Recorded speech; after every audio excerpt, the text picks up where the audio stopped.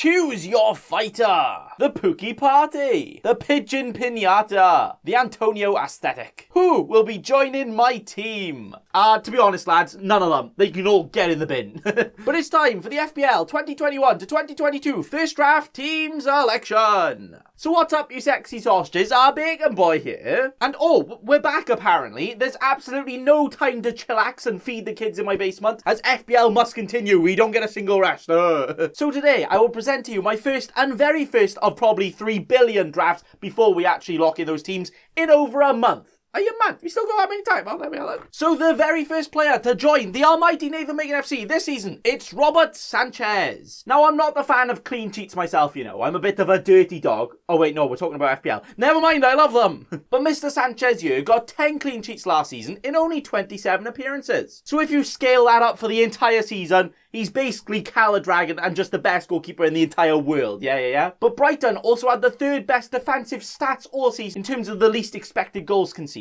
So hopefully they can actually translate that into actual clean sheets so we can get all of their points. But they do also play the likes of Burnley and Watford straight away, so the points are literally already confirmed into your FPL account if you've got Sanchez in your team. But the first defender to help defend this giant brick wall not letting any goals past, it's Sir Trent Alexander. The crossing fetish man himself. He just loves getting the FPL points, doesn't he? But when you have a defender who's now had 14, then 19, then 10 goal involvements, as well as the 10 plus clean sheets every season, and the fact he's playing for Liverpool, and the fact he plays Norwich and Burnley in his first 2 games, there is literally no amount of money in the entire world that I won't pay for him. He's just got to be in the team. But the next defender to join us here, it's the French spaghetti man himself, Luca Digne, who is also a man loving those attacking returns, isn't he? With 9 FPL assists last season. But with the sea of green fixtures at the start of the season for Everton, they might actually be able to claim their 5 to 10 clean sheets a season right at the start, and then continue to be absolute trash after that. Yeah, sounds good. And the final starting defender in my team for now. And we do have some other nice lads on the bench, but we'll get into those later. Yeah. It's our checkmate, Vladimir Soufal. Again, he's a man loving the attacking returns, isn't he? Getting 9 FPL assists last season as well. And actually finished off the season very, very strong. Now, West Ham are a team who are quite wibbly-wobbly at the back, and they really can predict their clean sheets, and especially if they lose Rice as well, it's going to be a bit of a oh dear. But with fixtures like Newcastle and Palace in their first 3, I think it's probably a good idea to risk it for a biscuit and get this nice lad in here. And that is the starting defence done. 3 players with massive attacking potential, and also great fixtures for all those clean sheets coming in as well. So even if things don't quite go to plan, they concede all the goals, they can still get me all the points with those attacking potentials as well. Hey. But next, let's move up the field to the midfield where all the juiciness can happen. With the first one of those being Mo Salah. The Egyptian king himself absolutely loves a goal, doesn't he? Scoring over 20 goals in all but 1 of his seasons since he joined Liverpool. That's pretty good for a winger, isn't it? But also get an average of 10 assists a season as well. So yeah, really not bad. But with Liverpool playing Norwich in game week 1, you'd be an absolute donkey to not have him in your team at the start, right? Like, everybody and their nan is going to captain him. Like, even Everton fans will probably captain him this week. There's just absolutely no chance we can't have him in here. So that is why he's in. But the next player to join us and join him here, it's Bruno! Hopefully to be a who was the top point scorer out of any other player last season, getting 18 goals, 14 assists, and also 36 bonus points. 36 bonus points last season, which was second out of anyone, only getting beat by Kane. Not bad. But the Bruno Fernandes does also have a great opening run of fixtures, playing the likes of Leeds and Southampton in his first 2, where if you remember last season, he did actually score big boy points against them, so very, very good for that. But also, he probably is going to have about 200% ownership, so don't risk going without him. You just need him in your team. But the next player, it's the goal-scoring machine himself, Diogo Jota. Incredible value for this fella here, who actually scored 9 goals in only just over 1,000 minutes. So give him a full season with no injuries, 3 golden boots incoming. Easy stuff. But with Norwich and Burnley up first for them, even if he doesn't play one of them, just having him in the other is definitely worth it at his price. Especially if you've got players on the bench that can cover for him anyway if he doesn't play. Which, spoiler alert, I do. Hey. So Jota, he's gotta be in the team. And then the final mid to join us here to get us more than mid points. It's the sexy Brazilian.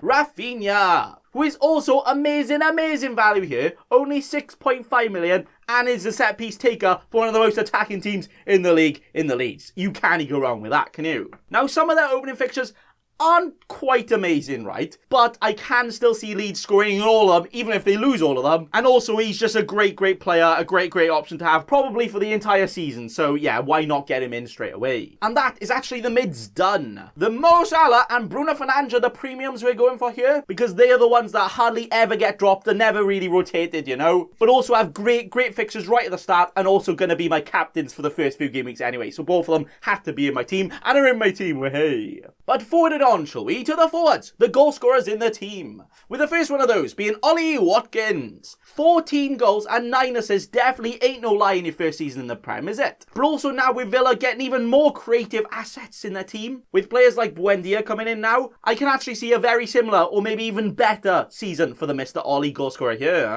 And there is also a slight chance he might even get penalties back, where El Ghazi might now drop down the pecking order if Buendia starts starting a lot. And also the fact he has the opening fixtures which include Watford, Newcastle and Brentford in the first 3, yeah, you gotta get him in, all of the goals in come in. Then next, and the penultimate player and striker to join us, ready to strike me all of the goals, hey, it's the Nigerian prince, Iheanacho! You can't deny, at the end of the season, Nacho was actually one of the best FPL players to own out of anyone, never mind a player at his price. But the fact he is only 7.5 million here, with opening fixtures including Wolves, West Ham and Norwich in the first 3, there is no chance I'm not having him in my team right now. Now, there is some doubt whether that, if they switch formation, he might not start, or even worse, just rotate him the entire season with some of their new signings. But as it stands, he was so good last season, surely he doesn't get dropped right at the start, and I honestly can't look past it myself. But to be fair, we do have an entire month to think about it, and a lot of things could change in there. But for now, he's in.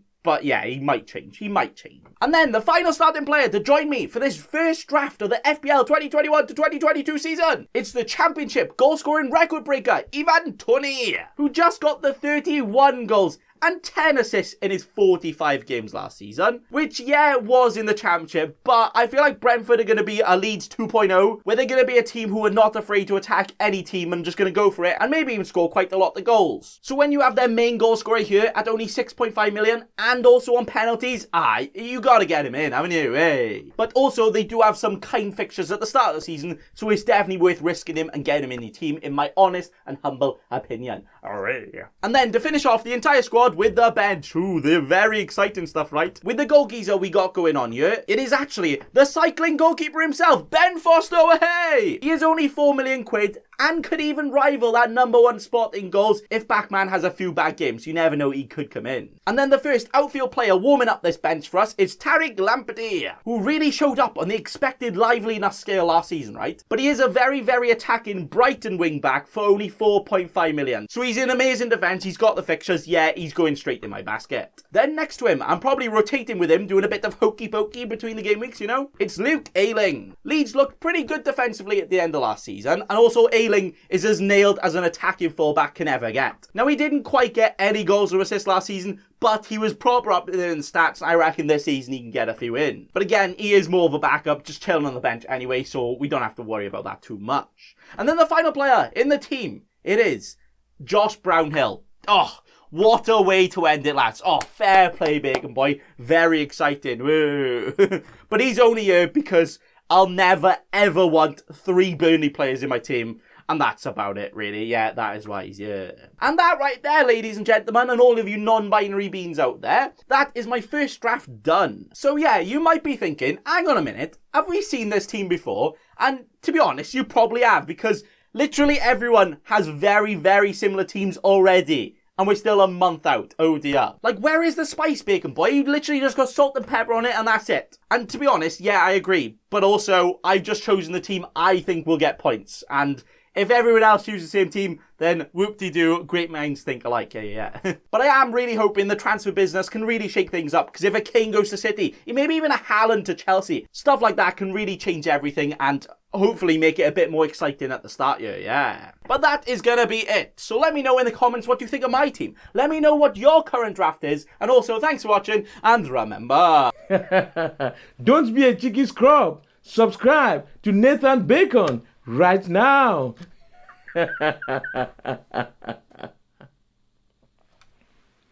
Don't let your memes be dreams.